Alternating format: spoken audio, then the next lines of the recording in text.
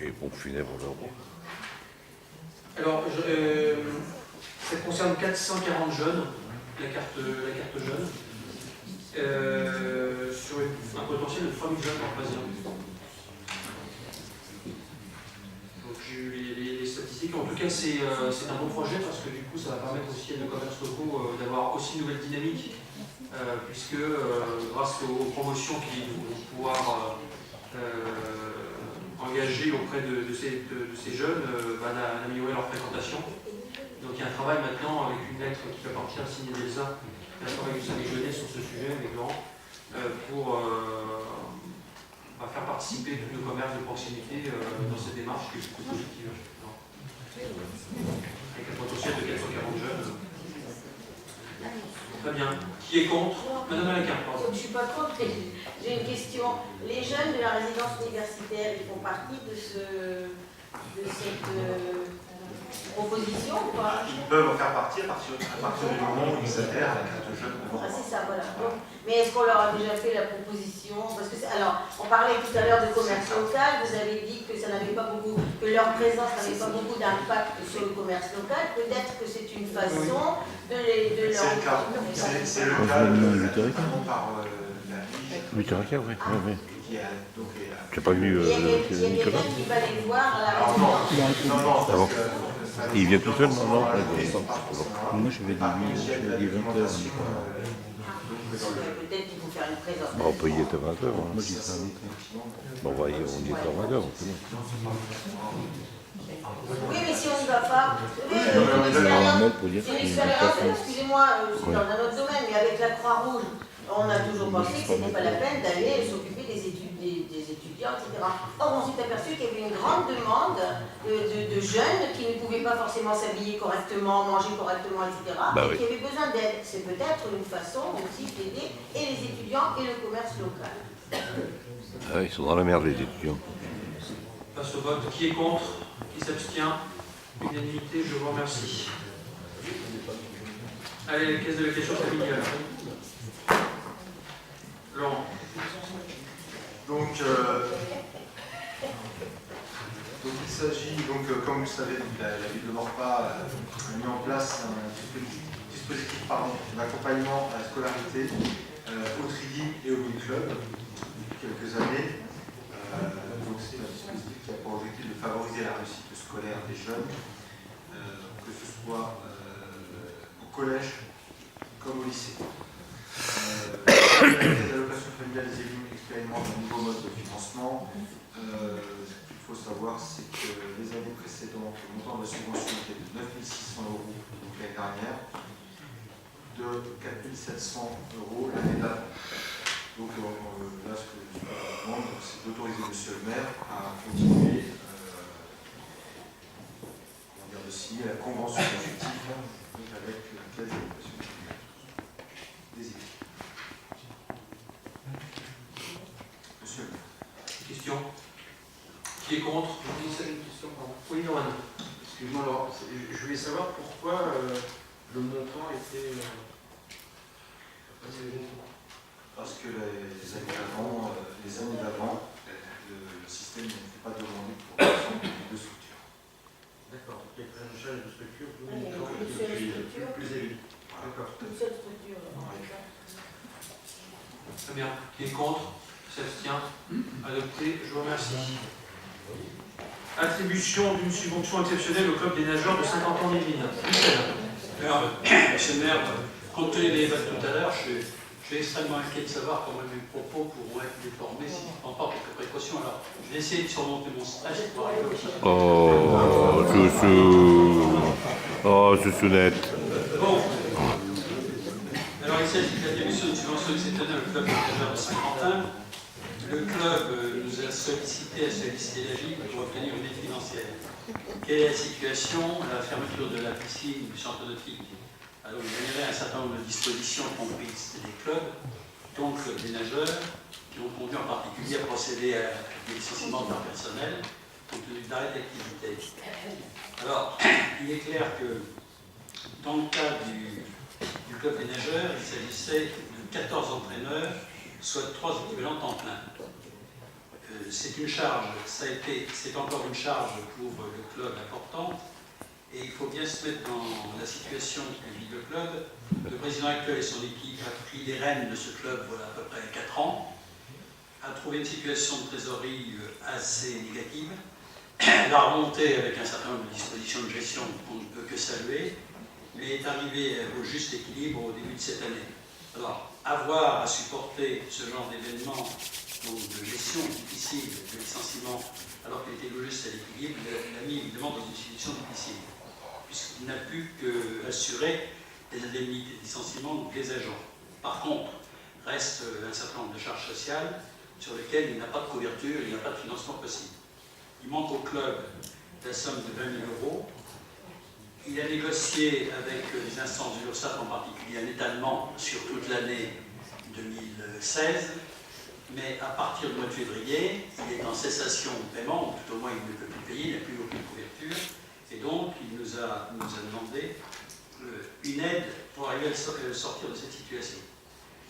Il est clair que si cette aide ne lui arrivait pas, c'est lui, personnellement, qui serait touché en termes de responsabilité financière, et nous avons admis qu'il n'était pas possible de le laisser porter personnellement ce genre de conséquences, alors qu'il avait été jusqu'alors assez exemplaire.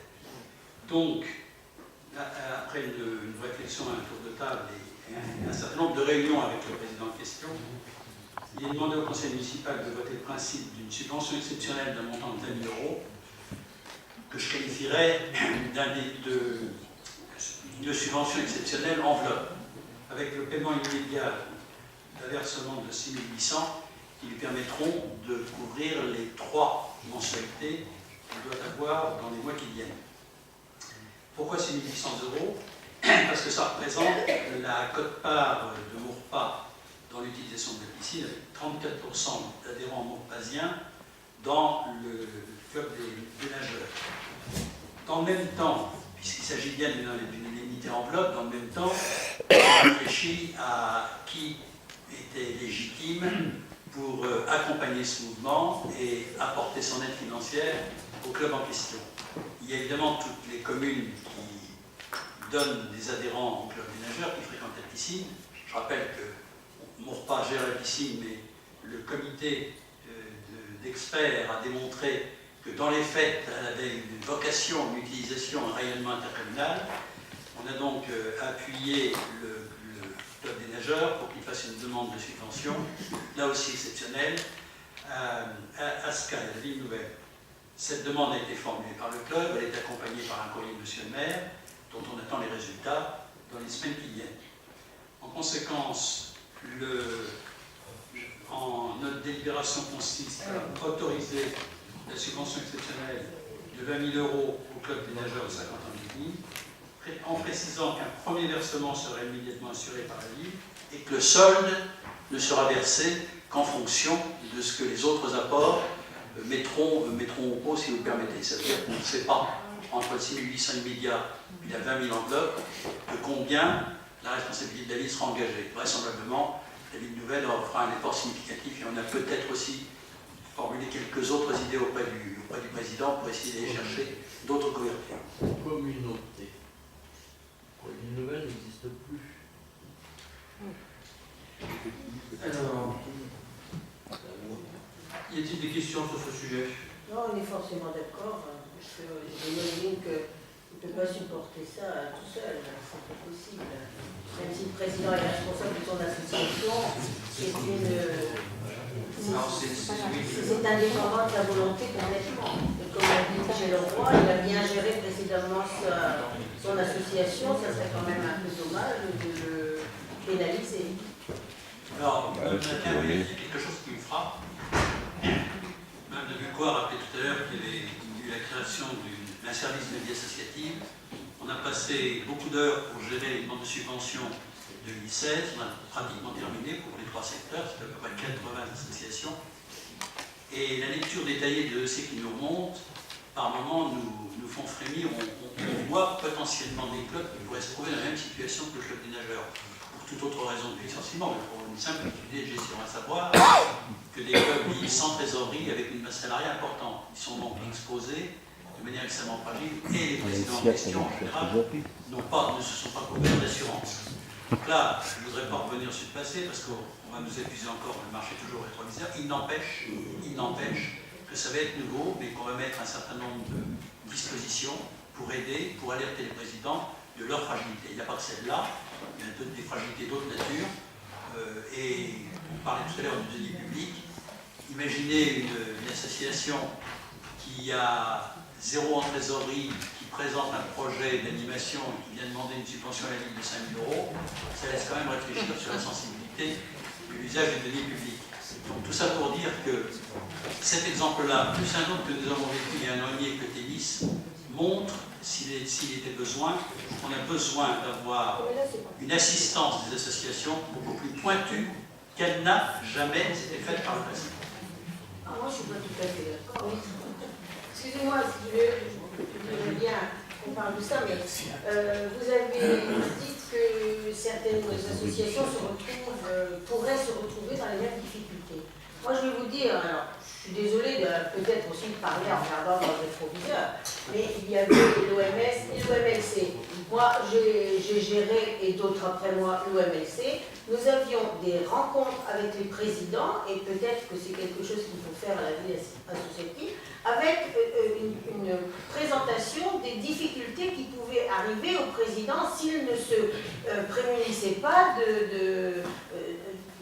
pour gérer leur association correctement. Et on l'a fait, on faisait venir des experts, on faisait venir des gens qu'on payait pour qu'ils expliquent aux trésoriers, aux présidents comment ils devaient gérer leur association. Donc ça s'est fait, il ne faut pas dire que ça ne se faisait pas. Moi, je ne peux pas tout à fait accepter ça, monsieur Roy. Parce que, alors après, évidemment, les gens adhèrent à ce que vous dites, enfin, à ce que vous leur proposiez, ou à ce que les spécialistes leur proposaient, mais en tout cas, c'était fait. Voilà. Mais je ne conteste pas ça.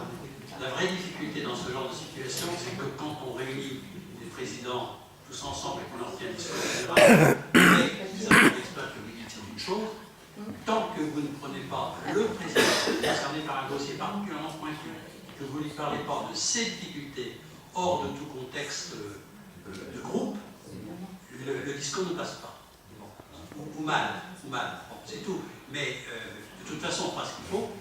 Je vais arrêter là, si vous voulez bien, monsieur le maire, mais je me rends compte dans la gestion avec Emmanuel Dutard de la situation du tennis il y a 2 ans, où personne ne nous avait alerté sur le caractère frelaté des dossiers qui nous étaient présentés.